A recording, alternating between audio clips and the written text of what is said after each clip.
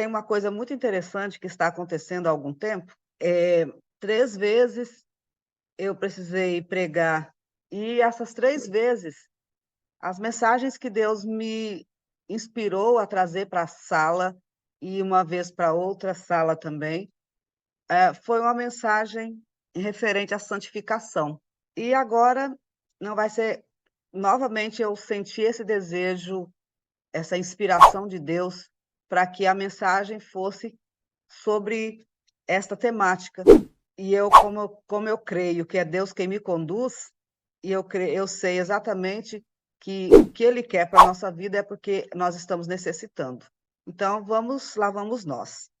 Hoje eu queria conversar um pouquinho com vocês sobre 2 adoradores, 2 tipos de adoradores. Vocês conhecem, uma parábola muito, é muito pouco conhecida, uma parábola que fala, eu vou compartilhar aqui com vocês, para vocês lerem comigo, o que diz nessa parábola. Eh, Espera aí, só um momento. A parábola do fariseu e do cobrador de impostos. Lembram dessa parábola? Abram as Bíblias de vocês para vocês acompanharem comigo. O texto está em Lucas 18, o verso 9 ao verso 14. Eu coloquei o texto aqui para nós lermos juntos. Lucas 18, do 9 em diante, nós vamos ler juntos. Só esperar um momentinho para. Vocês nem precisam abrir, podem ler aqui na tela, se vocês preferirem. Mas se quiserem abrir também, fiquem à vontade. Diz o seguinte: em seguida, Jesus contou a seguinte parábola àqueles que confiavam em sua própria justiça e desprezavam os demais. 2 homens foram ao templo orar. Um deles era fariseu e o outro cobrador de impostos. O fariseu, em pé, fazia esta oração: Eu te agradeço, Deus, porque não sou como as demais pessoas, desonestas, pecadoras, adúlteras, e com certeza não sou como aquele cobrador de impostos. Jejuo 2 vezes por semana e dou o dízimo de tudo que ganho. Mas o cobrador de impostos ficou à distância.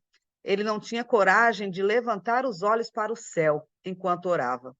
Em vez disso, ele batia no peito e dizia: Deus, tem misericórdia de mim, pois sou pecador.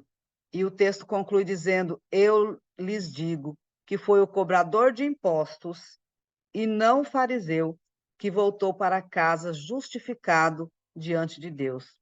Pois que se exaltam serão humilhados, aqueles que se exaltam serão humilhados, e aqueles que se humilham serão exaltados. Vou tirar aqui a tela para a gente poder conversar um pouquinho.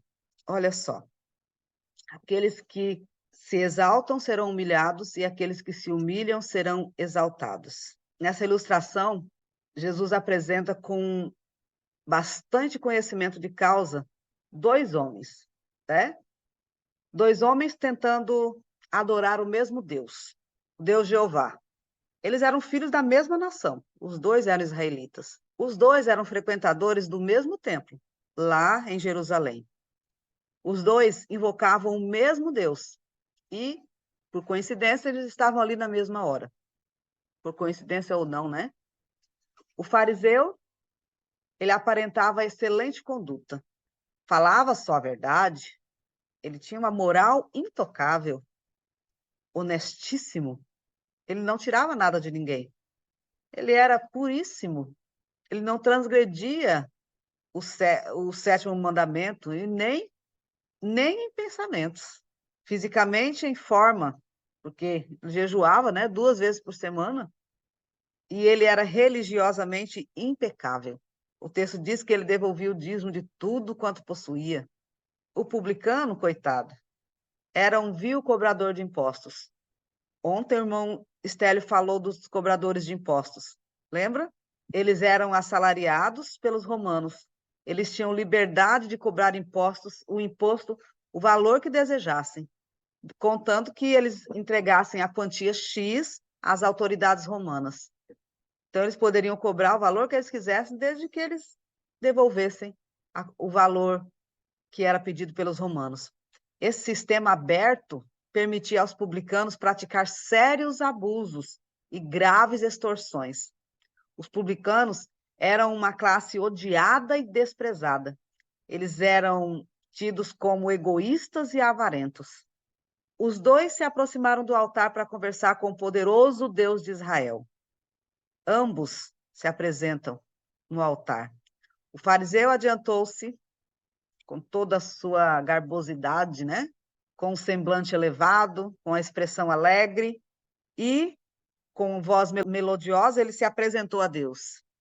Eu sou fulano de tal, né? Eu sou a Joana, eu sou o José, eu sou o Pedro, o fiel fariseu. Eu lhe dou graças porque não sou nenhum vil ladrão, nem ainda um transgressor do sétimo mandamento. Os meus pensamentos são puros, fisicamente em forma, né? Eu jejuo 2 vezes por semana, religiosamente em dia, devolvo os meus dízimos, e aí tá tudo bem, né? Tudo que eu ganho eu devolvo dízimo. Por isso eu lhe agrado e dou graças. E aí Deus só pode dizer amém. Esse é o pensamento, né? De um fariseu desse. Aquele, aquele culto de ação de graças e não de ação de perdão, o hipócrita fariseu saiu do templo mais vazio do que antes. O indigno publicano, como nós lemos no texto, ele estava em pé e de longe ele reconheceu o seu estado pecaminoso. Ele não tinha coragem nem de levantar os olhos para encarar a Deus, mas ele batia no peito e ele sofria a angústia de uma consciência violada. Ele sabia que não tinha nenhum mérito para apresentar diante de Deus, desprezado pelos outros adoradores que diziam: nós não somos como esse transgressor publicano. No seu desespero e profundo arrependimento, ele clamou: Senhor, tem misericórdia de mim. O publicano, ele não queria alcançar nenhum benefício material. O seu único desejo era receber o mais sublime, o que era de mais precioso, que era o perdão de Deus. Era sentir a paz na alma atribulada. Era ser recebido novamente, como o filho pródigo. Lembra do filho pródigo da história? Era assim que ele queria ser recebido pelo Pai. E aí Jesus acrescentou: digo-vos que este desceu justificado para a sua casa. No livro Patriarcas e Profetas, a senhora White faz uma citação que eu quero compartilhar com vocês aqui, ó. Olha aqui para a tela. Ela diz o seguinte, ó: o fariseu e o publicano representam os dois grandes grupos em que se dividem os adoradores de Deus. Então, ela vem trazendo aqui para a nossa vida. O fariseu e o publicano, eles representam o povo de Deus, os dois grupos de pessoas da atualidade, os fariseus e os publicanos, os legalistas e os fiéis sofredores pelo pecado. Essas palavras são por demais sérias. Deus está nos dizendo que ou somos publicanos, arrependidos e perdoados, ou somos fariseus, destituídos da graça de Cristo. Isso foi verdade desde o começo do mundo, lembra? Lá no começo da história, Caim e Abel, Caim se julgava justo e foi a Deus com uma simples oferta de gratidão do que veio do seu coração e não do que Deus havia pedido. Ele não fez confissão de pecados, ele não reconheceu que carecia da misericórdia de Deus, e o resultado disso, ele foi reprovado. Abel, ele foi com o sangue que apontava ao Cordeiro de Deus. Ele foi como o pecador que confessa estar perdido. A sua única esperança era o imerecido amor de Deus, e ele foi aprovado. Olha, irmãos, isso foi verdade 4.000 anos depois, no Templo de Jerusalém. O fariseu, ele achava que religião é só não adulterar, não roubar, não devolver dízimo. Se ele fizesse tudo isso, estava tudo resolvido. Mas ele foi reprovado. E aí, a gente às vezes pergunta, como, né? Se a gente faz todas as coisas direitinho, como é que pode ser reprovado?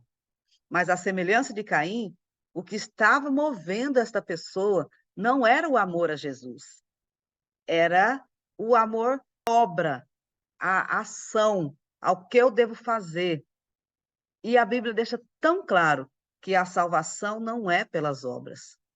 A salvação, ela é pela entrega total do seu coração a Jesus. É esta aceitação que nos faz próximos de Jesus, que nos faz sentir o desejo de todo dia buscá-lo, de orar, de sentir a presença de Jesus como um amigo ali do lado, conversando com ele. As obras, elas têm seu papel, tem sim, mas não é papel de salvação. Ela é resultado de salvação. E olha só, o publicano, ele age apresentado como Abel no começo da história. Foi baseado na misericórdia e no perdão de Deus que ele se achegou a Deus. E ele foi perdoado à semelhança de Abel. Ele foi justificado. Ele recebeu a bênção de Jeová. E aí eu pergunto a vocês, hoje seria diferente? Diferente lá do começo do mundo? Seria diferente do tempo de Jesus? Logicamente que não. Olha só, a mesma condição para Caim e Abel, o fariseu e o publicano, existe hoje. Eu vou compartilhar de novo a tela para vocês lerem comigo um outro texto, que diz, no mesmo livro, Parábolas de Jesus. Diz o seguinte: a intuição da necessidade, o reconhecimento e nossa pobreza e pecado é a primeira condição para sermos aceitos por Jesus. Vejam bem, o sentimento de que necessitamos, é reconhecer a nossa pobreza, o nosso pecado. Essa é a primeira condição para que nós possamos ser aceitos por Jesus. Então, podemos dizer assim, então isso não é muito difícil. Às vezes, para algumas pessoas não, mas para outras, às vezes é muito difícil. A justiça própria, a satisfação com os pensamentos pessoais criam cataratas nos olhos, né? Cataratas. E aí são nos olhos espirituais. Eu passo a enxergar, as pessoas passam a enxergar pouco e não conseguem ver o que está atrapalhando o caminho, a trajetória. Conta-se que uma professora aposentada, ela era uma professora muito querida na localidade dela, né?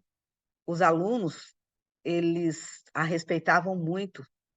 E ela já estava uma velhinha. E no dia do seu aniversário, os alunos chegaram e compraram um presente para ela. Eles deram um lindo vestido de várias cores. E aí a velhinha ficou comovida com o presente. Gostou tanto que não saía de dentro. Não tem aquela história, você compra uma roupa que você gosta muito, você não sai, não quer sair dentro daquela roupa? Meu marido, eu tenho que pegar a roupa dele. Tem uma roupa que ele gosta tanto que eu tenho que pegar quando ele está dormindo para poder lavar. Senão ele não sai de dentro. Teve uma vez que ele. Posso contar, amor? Pode? Teve uma vez que ele tinha uma camisa tão velhinha, que a camisa estava se rasgando todinha. Mas ele só queria dormir com aquela camisa. Aí a Helena veio com uma agulha e uma linha e disse: vovô, eu vou costurar a sua camisa, vovô. Aí pegou e costurou a camisa do vovô para ele poder não dormir todo rasgado. Imagina a costura da Helena, com 5 anos, ela tinha 5 anos na época, e ela costurou. E ele ainda ficou dormindo com a camisa costurada pela Helena. Até que um belo dia, quando ele tirou a camisa de manhã, eu peguei e dei um fim na camisa. Até hoje ele reclama que eu dei fim na camisa dele. E a Helena também reclamou. Vovó, como você fez isso? Você jogou fora a camisa do vovô que eu costurei. E assim a gente vê aqui a velhinha da história. Essa professora, ela gostou tanto dessa roupa que ela não saía mais dentro dela, desse vestido. E aí passaram-se 3 anos. E a professora lá, com o vestidinho dela, todo o tempo. E os alunos viram a professora com o vestido velhinho e disseram: ah, vamos dar outro vestido para ela, né? E chegaram com um vestido novo. E a professora disse: não, meus filhos, eu não preciso de outro vestido. Esse ainda está tão lindo, está tá bom, como do mesmo jeitinho que eu ganhei há 3 anos atrás. Olha só como ele está. Mas o problema estava não era no vestido e nem, nos alunos que queriam dar um novo vestido para ela. Estava nos olhos dela, ela não enxergava mais direito. Ela estava com cataratas e acreditava que aquele vestido estava tão novo quanto antes. Bom, mais difícil ainda do que convencer uma velhinha de que o vestido dela está velho, é convencer cristãos antigos, uma velhinha ou um velhinho, né? É convencer cristãos antigos da necessidade de mudar de opinião espiritual. Tem pessoas que está na igreja há 20, 30, 40 anos, mas ainda não consegue trocar aquelas roupas rotas, roupas velhas da justiça própria, do amor próprio, por vestes celestiais. E aí ele pode falar: rico sou, né? E estou enriquecido, de nada tenho falta. Como nós vamos convencer essa gente vestida de trapos que realmente eles são mendigos espirituais? Não havendo reconhecimento da nossa real condição, nós não sentiremos também necessidade do auxílio de Cristo. Só vamos pensar no dentista quando sentimos que os dentes estão doendo. Só vamos usar o remédio quando a dor torceu o nosso estômago.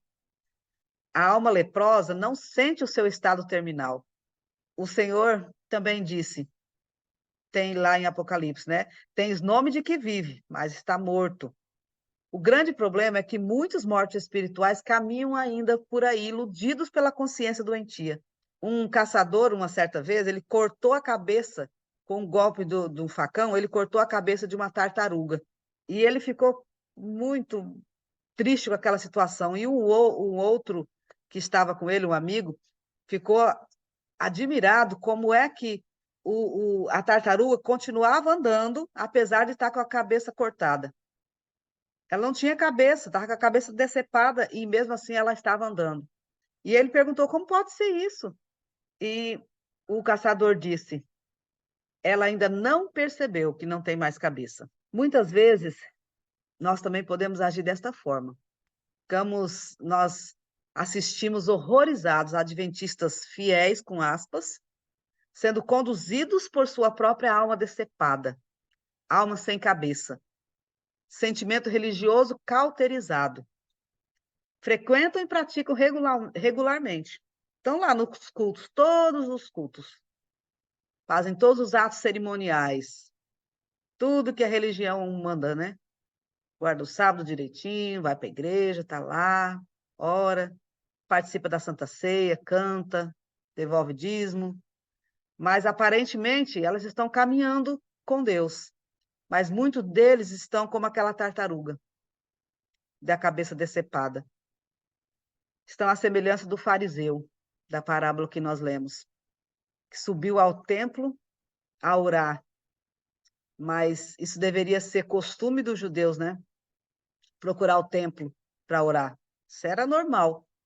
Não, mas não porque sentisse a necessidade de Deus, do perdão, do refúgio espiritual, mas para justificar a sua permanência física na igreja, para elogiar-se diante de Deus, ser notado pelos homens e por Deus. E lá no livro de Marcos, eu vou compartilhar de novo aqui a tela com vocês, para vocês lerem comigo. Nós já estamos caminhando para o final. O livro de Marcos diz o seguinte, é Marcos 11, verso 31. Diz assim: ainda que me seja necessário morrer contigo, de modo nenhum te negarei. Quem foi que disse isso? Vocês se lembram? Quem disse isso? Quem lembra? Pedro, né? Pedro. Pedro disse isso. Ainda que seja necessário morrer contigo, de modo nenhum te negarei. E o que foi que aconteceu com Pedro? Com essas palavras nos lábios, nós passamos a participar da igreja, caminhar ao lado de Cristo, mas o orgulho e a presunção continuam dentro do coração adventista. Sou adventista do sétimo dia, né? Quantos batem no peito e olham para as pessoas que não são da mesma fé com um olhar de desprezo? Ele é só uma pessoa que não é da minha fé. Mas veja só, olha o que diz o Espírito de Profecia em relação a isso. Ele diz o seguinte: nada é tão ofensivo a Deus e nem tão perigoso para a alma humana como o orgulho e a presunção. De todos os pecados, é o que menos esperança incute, é o mais irremediável. Viram isso, gente? O orgulho e a presunção são pecados que nos afastam de Deus, porque o orgulhoso, ele não sente necessidade de buscar a Deus, ele se acha demais e dessa forma ele se perde. O orgulho e a presunção que estavam no coração de Pedro era uma verdadeira bomba relógio e explodiu na hora marcada, conforme Jesus havia dito, no cantar do galo, e causou danos de grandes proporções, que levou Pedro a um desespero total. Hoje, meus irmãos, nós vivemos o mesmo problema de Pedro. Era necessário que Pedro conhecesse os seus próprios defeitos de caráter, e é necessário que nós conheçamos os nossos próprios defeitos de caráter. A necessidade de receber de Cristo poder e graça. O Senhor não poderia livrar Pedro da tentação, mas salvá-lo da derrota. Se tivesse Pedro disposto a aceitar a advertência de Cristo, ele teria vigiado, ele teria orado mais. Quando Jesus chamou para orar, ao invés de dormir, ele teria orado mais. Ele precisava andar em temor e tremor para seus pés não vacilarem. Se tivesse buscado a graça divina, Satanás não teria alcançado vitória sobre ele. E Pedro não teria se transformado em um derrotado. A mesma presunção que derrubou a Pedro assinala muitos de nós hoje. Confiança própria. Ainda que todos te neguem, Pedro disse, né? Eu, Pedro, eu, Joana, eu, João, e assim podemos colocar os nossos nomes, eu nunca farei isso. Eu morro ao lado de Cristo. Devemos tomar cuidado com isso. Abrir bem os olhos. Mesmo quem está cochilando aí, abra bem os olhos. Vamos nos precaver, porque tudo acontece muito rápido. Mas, graças a Deus, nós temos duas poderosas armas, que, aliás, Pedro também usou. Eu vou contar uma história, é só um relato bem rapidinho. Havia um professor de escola sabatina que estava na igreja todos os sábados compartilhando a lição da escola sabatina. Chegava cedo, participava da escola sabatina, compartilhava a lição. Muito bom professor, um orador muito bom. Mas quando terminava a escola sabatina, dependendo de quem fosse pregar no culto divino, ele ia embora. E dizia, alguns momentos, chegou a dizer que ele não tinha paciência de ouvir pregador que não pregava bem, pregar. Ia para casa. Um certo dia ele foi para casa e até hoje não voltou mais para a igreja. Começou faltando a escola sabatina, que era o que ele gostava de ir, começou faltando e, de repente, nunca mais foi para a igreja. A presunção, o se achar melhor do que os outros. Pela presunção, Pedro caiu. E por arrependimento e humilhação, seus pés foram firmados novamente. Sabe, irmãos, eu vou compartilhar aqui com vocês, de novo a tela. Só para a gente terminar. Pela presunção, Pedro caiu. E por arrependimento e humilhação, seus pés foram firmados novamente. Parábolas de Jesus. Saibam, irmãos, a mesma compaixão manifestada para salvar a Pedro é oferecida a toda a alma que caiu em tentação. Nós temos essa abertura. E ainda diz o seguinte, lá em Isaías 27:5. Ou que se apodere de minha força e faça paz comigo. Esse é o pedido que nós devemos fazer a Deus. Faça paz comigo, sim, que faça paz comigo. Quem muito se considera e está cheio de amor próprio, não sente a necessidade de união vital e pessoal com Cristo. Porque haverá homens amantes de si mesmo, diz lá em 2 Timóteo. Avarentos, presunçosos, soberbos, blasfemos, desobedientes a pais e mães, ingratos, profanos. Porque todo o que se exalta será humilhado, mas o que se humilha será exaltado. E eu quero finalizar com esta bênção que Deus tem para nós. Mas antes, eu quero perguntar a você, e essa pergunta eu dirijo a mim também. Será que, de fato, eu quero viver uma vida de consagração com Deus? Uma vida não é de apenas ir para a igreja, não é de apenas fazer tudo o que é necessário ser feito, mas uma vida de entrega total, daquela que você, como a exemplo dos mártires, tem a coragem de ir até as últimas consequências, enfrentar qualquer coisa, qualquer barreira, para estar com Jesus, para não negar ao Salvador. Se esse é o desejo do seu coração, que Deus te abençoe e abençoe a mim também. Que o Senhor te abençoe e te guarde. O Senhor faça resplandecer o seu rosto sobre ti e te conceda graça. O Senhor volte para ti o seu rosto e te dê a paz. Esse é o desejo do meu coração e é o desejo de Deus. Por isso essa bênção está aqui, na palavra de Deus. Eu vou colocar uma música, antes de nós orarmos, para que nós possamos cantar juntos. Sou de Jesus. Canta bem forte, bem animado e declare que você é de Jesus. Tá bom? Eu também sou de Jesus. Cantemos.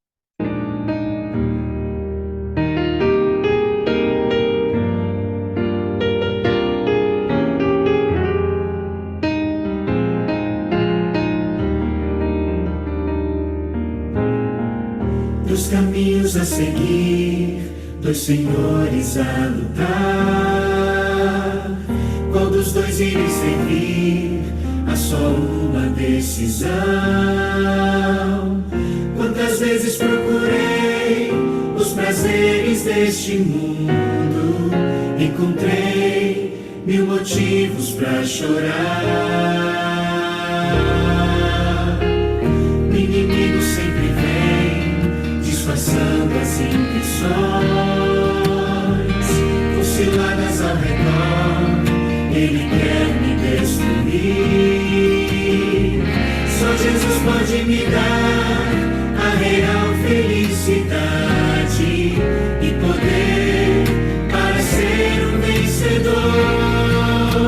Sou de Jesus, o Senhor da vitória, o alimento, a vida, rocha eterna da salvação.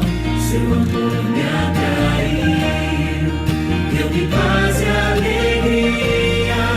Eu já fiz minha escolha, sou de Jesus.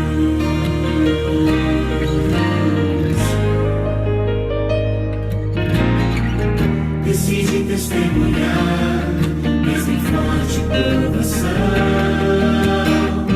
rejeitando pela fé o pecado e seu sabor.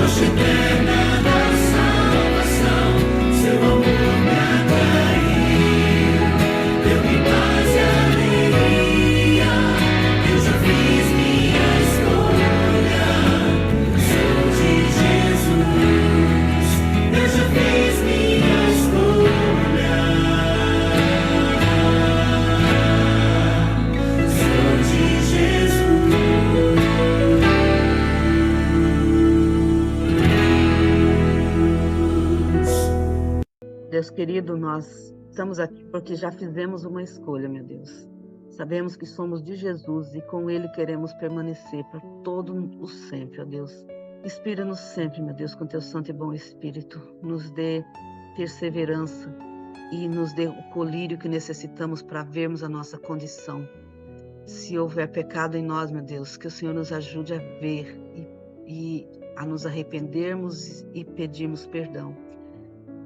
E que nós não nos revistamos de justiça própria, mas que as nossas vestes sejam as vestes de Jesus, o sangue de Jesus derramado na cruz. Que nós nos apeguemos a isto, meu Deus, ao sacrifício de Cristo. Reconheçamos que somos pecadores e falhos, mas que necessitamos urgentemente da glória e da misericórdia de Jesus. Toma conta, meu Deus, das nossas vidas, pois entregamos a Ti, em nome de Jesus. Amém.